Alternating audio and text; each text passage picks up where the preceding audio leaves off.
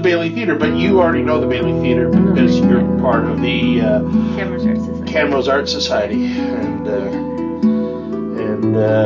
Danielle and myself, and our guest for this week is Elin. Yeah, Elin. And how do you say your last name? Laaksonen. Yes, I got a Swedish first name and a Finnish last name just to make it interesting for Canadians. Okay.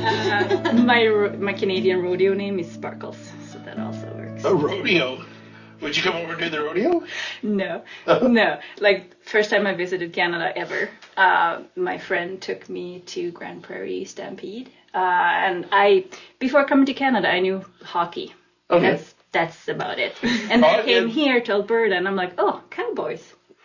I see. And so we went to the Stampede. And then in the intermission, I was looking at some leather jackets. And then I walked off. And he's like, hey, Sparkles, we got it with rhinestones, too. I'm like, thank you. I'm good. And then that kind of just... That's the best way to get right now.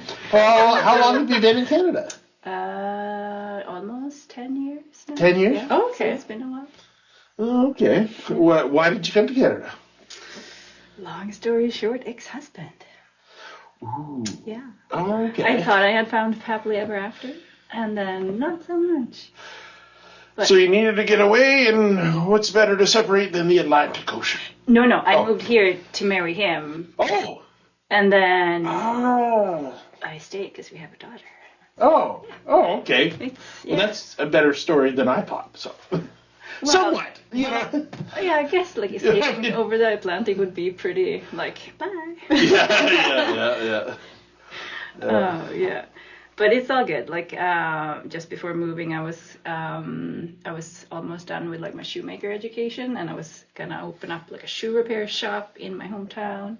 But yeah, then I went to this vacation, and last weekend I met him, and plans changed.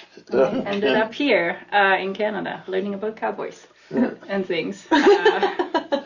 So it's been interesting, yeah. What a journey. Getting to be a shoemaker and Yeah, and so like I didn't have a work visa for like 2 years. Okay. So and then during those 2 years, because I couldn't work, I kind of focused more on my art. My parents were always like, get a real job. Yeah. So the shoemaker and like web designer and technical writer and like all the things was trying to do the real job. So the shoemaker's your real job. One of them. Oh yeah. But your art is what?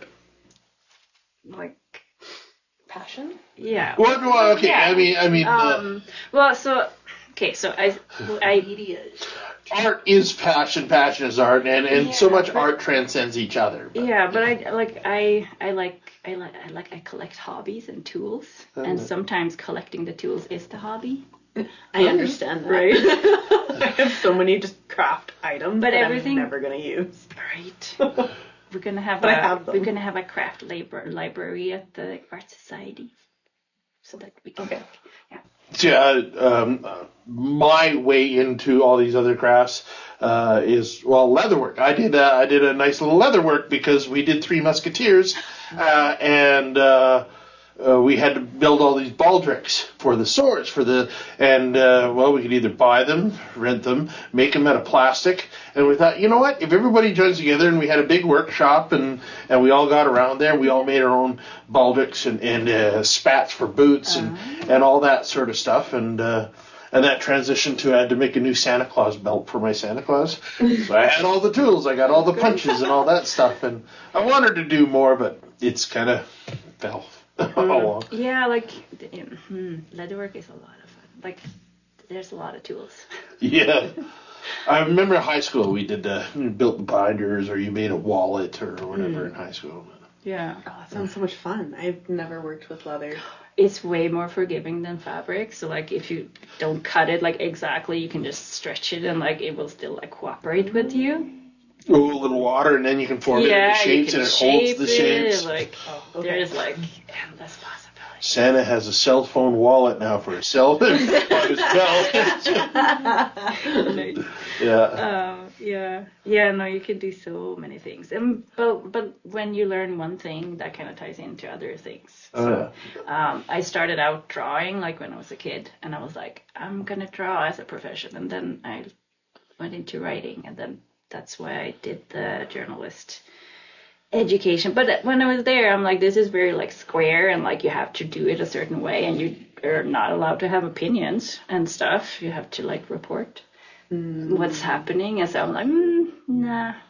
And then I had a boyfriend at the time was a game programmer education, and so I'm like, well, how hard can it be? Because they sat and talked about how algorithms and all this stuff. I'm like, how hard can it be? And so yeah, I kind of went into like programming, and then from there to web design, and yeah, so it's been like wiggly around. It sounds really fun. Just like everything. Oh, this piques my interest. Let's go try that. Oh, this piques my interest. Let's try that. Oh, that wasn't quite what I thought it was gonna be. So it's like yeah. I think a lot of things could be fun if you're allowed to put yourself into that aspect of that. I mean, if you're going to be a graphic designer and you got to design stuff you don't care about every day, you know that's the mundane nature, and you lose. But when you're able to do something you can implement yourself into that creativity, and then it's always fascinating, you know. Fun, yeah. So, what other mediums? Okay, you're an artist. You draw mostly pencil, or do you get into paint, or? Oh yeah. I had to try everything. So I started drawing, but then tried watercolors a little bit. I had some pieces, and I showed them to someone who was into our watercolor a lot. They're like, "This is not how you do it." I'm like, "This is how I do it." I'm starting to get a gatekeeper. Right? I'm starting to understand. Like you said, I said before, I'm a team person, and I do love. I'm such an extrovert, and I like talking with people. And sometimes that collaborative process means you give me the framework, and I can build on that, and then it becomes this fantastical thing. And I can understand. I can see the look in your eyes when they told me how to do this, and it's just like. That it's like, tell me what you want done. I'll find a way to do it. So for you, I'm going to guess that the discovery of learning how to do it on your own is very valuable, as much as maybe the end product. Yes. That is. Yeah. I have frustration with that because of my nature. You give me more. I need more of a framework. And then I like to expand on that, but it's just... No, I like to understand, I don't know, bottom up thinking maybe. Like, I want to know all the things, and then I can, like, build a framework, and then I can just hand it off, because then I'm not interested anymore, because then I need to do something else. I feel that. I like the chaos of the learning of how to do something. I do appreciate moving to new stuff. Like I do get bored with most things. I know a lot of friends, they just want to live in nostalgia land and live in keep doing the same thing over and over and over again because it's comfortable, I guess, or whatever reasons. I like new stuff. The only thing that I have not discovered, that I've not let go, is my theater. That's the only thing I can't leave. That will forever be where my heart is, but that's what this podcast came out of. I need something new. Yeah. So it's more the interactions and the creation in the moment. Yeah. The discovery of, so we did the last few podcasts where we didn't have any guests, so it's just like I'm tired of listening to myself talk about, it's just like, you guys, they interviewed me once, and it's just like, okay, well, I'm sure that's fascinating to me, but you actually, when somebody else starts asking you a question, it actually becomes a bit of a discovery on yourself. It's just like, wait a minute, maybe my life isn't that boring. I had this conversation on the Little Red Book today, because learning Mandarin. I don't know if it's Mandarin or Mandarin Chinese, because someone was saying that's like saying chai tea is tea or Chinese. Oh, okay. So I don't know. But anyway, so I was saying, like, every time you learn a new language, you kind of see the world a little bit differently, because, like, you have the word good, but is it, like, good person or, like, good as in okay? And, like, having the different words, it's, like, a slightly different meaning. And so when you learn the new language, you'd, like, shift your perspective a tiny bit. So Yeah, that would be interesting. So, your first language is Swedish. Mm-hmm. And to most North Americans, we have the Swedish Chef. How does that? That's an interesting question. When you hear somebody like that, so it's somebody who's a Swedish meatball, how cringy is that for you? Did you just see her? No, I know. It was awful. I mean, she's like, no. No, like, there's nothing Swedish about him. you know. Like it's the North American version of Swedish, I would say. Yeah. But it's been very interesting coming here, because I'm like, when I meet new people and I'm like, I'm Swedish, they're like, oh, me too. I'm like, okay, so då börjar jag prata svenska. And they're like my grandparents were, I'm like, okay, yeah. Yeah. Good. Yeah, so it's like bit different, but yeah. So, if we were to look at what's everyday life in Swedish compared to everyday life in Canada, Swedish. Yeah, Sweden. It's fairly, like, Canada and Sweden are fairly similar in general, I would say. Like, I noticed I wasn't prepared for how conservative Alberta is. Oh, yeah. Alberta, yeah, that's right. Yeah, I would say, like, Sweden, we separated church and state, I think, in 2000s or something like that. And we kind of like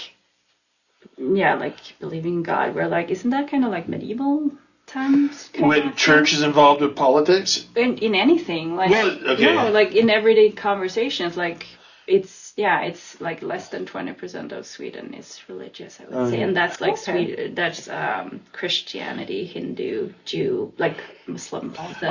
I have heard that before. Like a lot of those, I would see, is it right to say Scandinavian countries? Are very much like that too, and I personally am in that atheist agnostic category myself too. But that's interesting how you say that.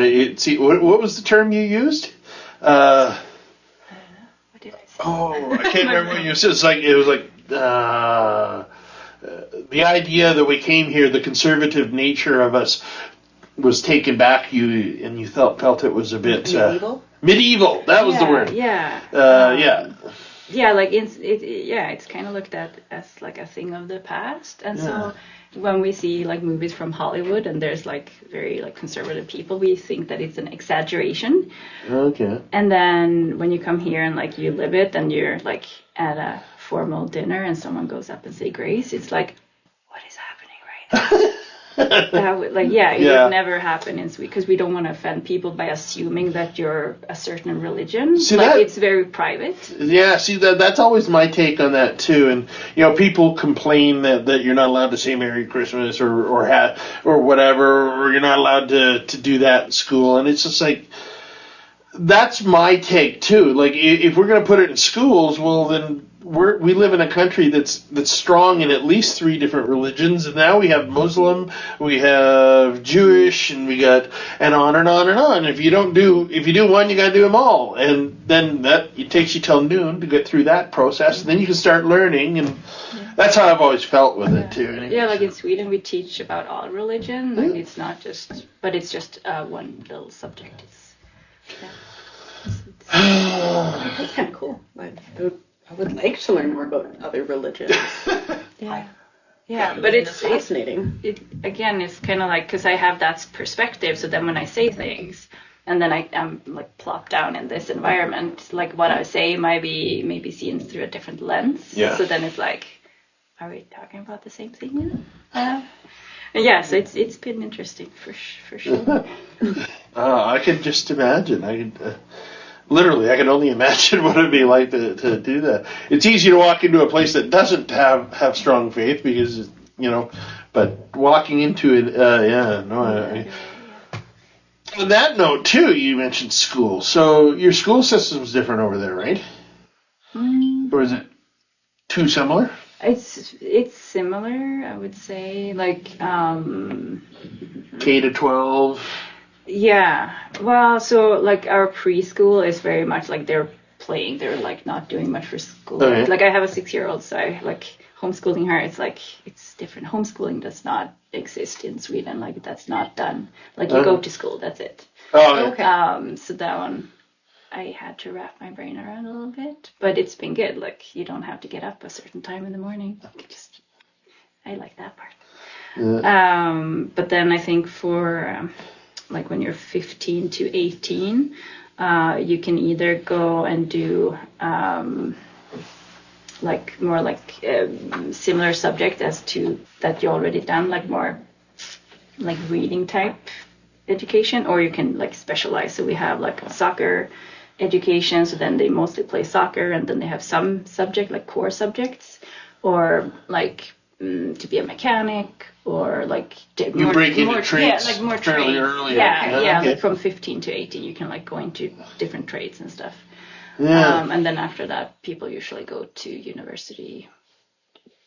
But I don't know, not as much anymore, I don't think. So what are you doing right now? What do you do for a living right now? So I work for Cameras Art Society. I just got promoted to marketing and communication manager. Well, that's a paying.